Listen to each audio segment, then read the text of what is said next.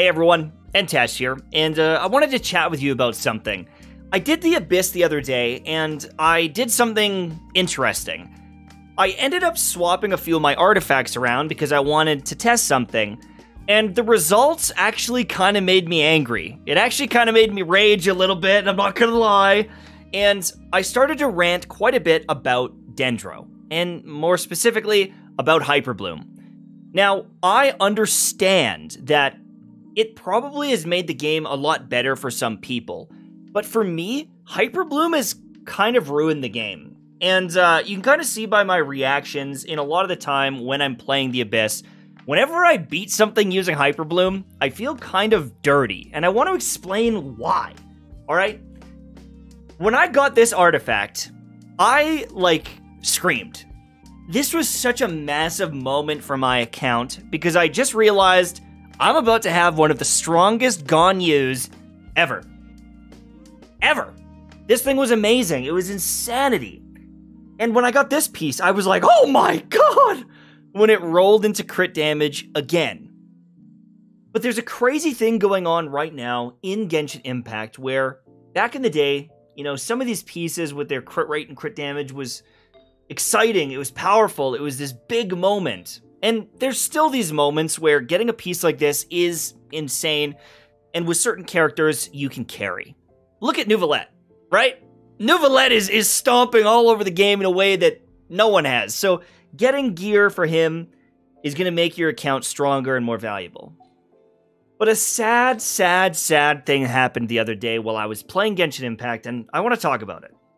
Now, if you look at my Raiden Shogun right now, she's got the Gilded Dreams on, and she's got the Dragon's Bane. But previously, she was equipped with an Engulfing Lightning. Alright?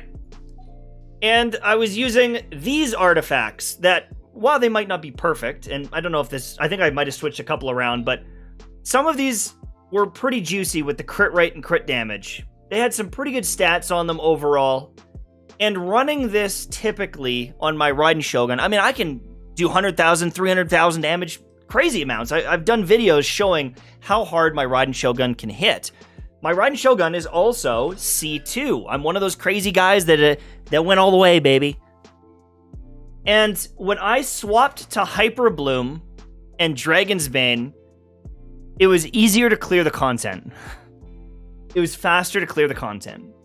Now, if you look at the optimal stats with Engulfing Lightning and with C2, my maximum hit is very high.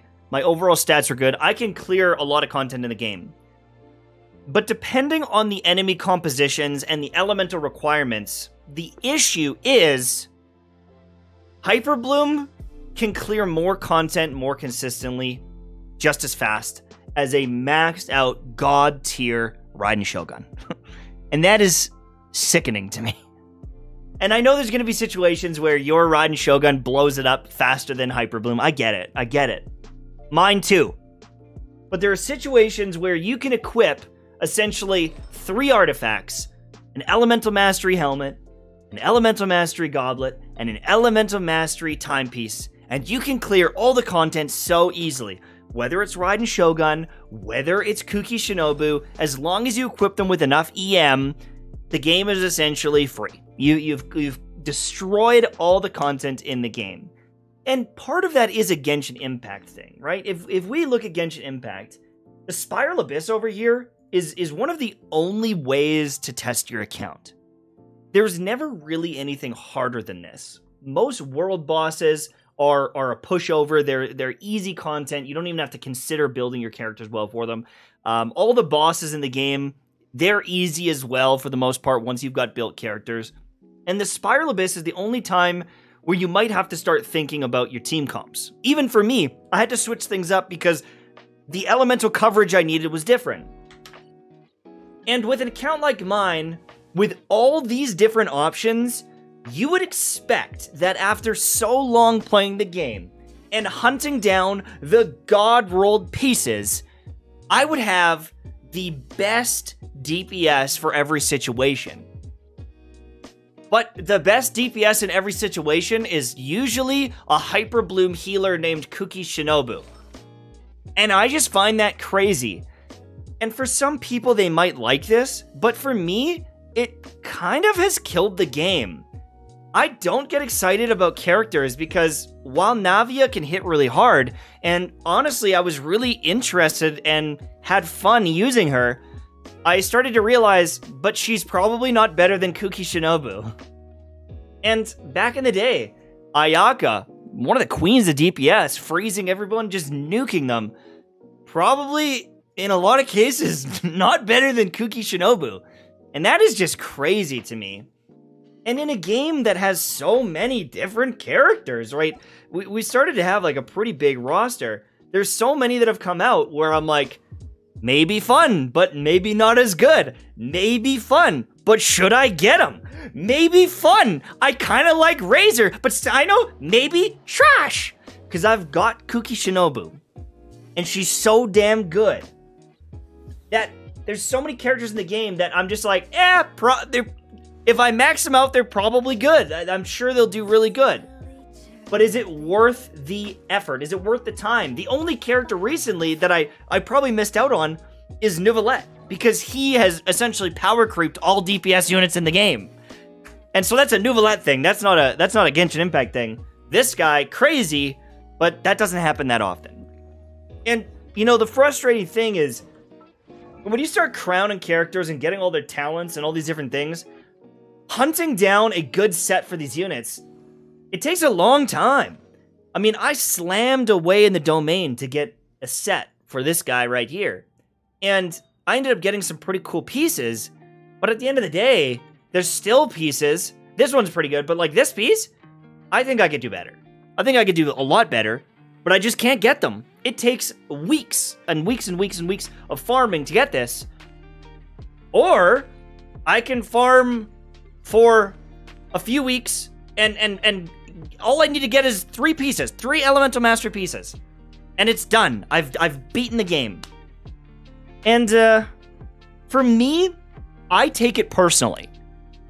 For me, I get frustrated with this because I feel like my time and my effort has been robbed from me, in a sense. And I know that might sound weird, but when you invest in something and you care about something, and then something just replaces it and just full-on makes your thing worse, it feels bad.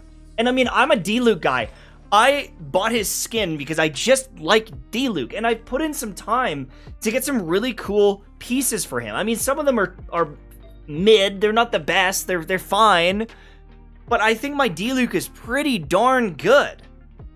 But he is so much worse than most characters in the game if you look at flat-out DPS. And I understand that. I understand that Hu Tao is probably mathematically better. And now, with characters like Nouvellette, I understand he's fallen further down.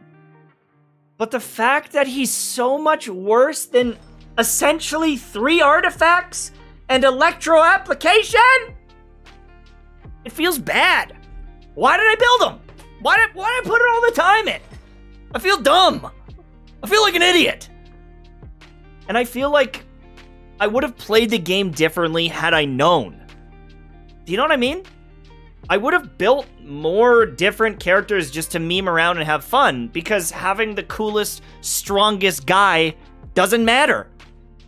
And I think that if Dendro was in the game from the start, honestly, I'm not sure if I would have liked it as much, because personally I don't love the playstyle as much. It feels like I'm not doing the hits. A bunch of little seeds are doing the hits. And it doesn't feel satisfying to me as a player. Like, I'm sitting here just applying Hydro and Dendro and all this stuff, and I don't know. This isn't for me. But I wanted to touch on one more thing.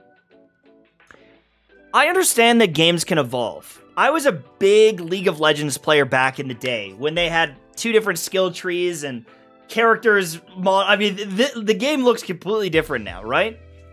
But sometimes they update characters and they change characters, like Aurelia here, and she looks completely different, right? The game looks so much better. But she isn't the same character now that she used to be. She has completely different abilities and functions very differently overall. The way she duels is differently, the way she fights is different. And they've done this so many times in the game that if you're someone who loves a character and play a character, and then they change it sometimes you quit the game because you feel robbed. Ezreal was changed, Lee Sin was changed, all sorts of different champions were changed. And in some cases, people quit because of it. And for me, my love of the game changed when a lot of these different units that I played changed.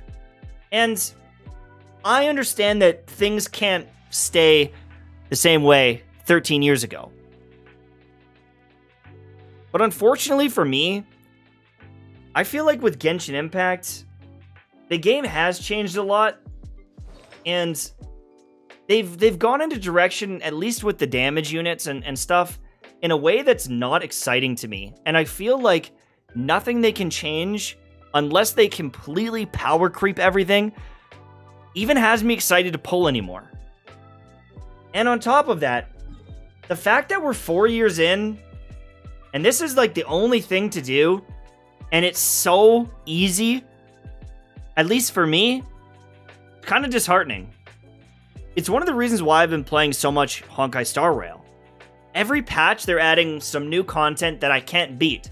And I know that maybe this game isn't for me. It's almost like I've said that a few times.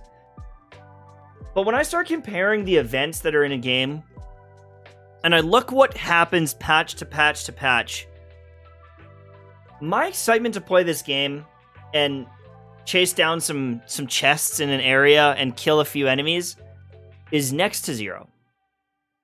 Where with Honkai Star Rail, I'm excited from patch to patch. I'm excited for new things.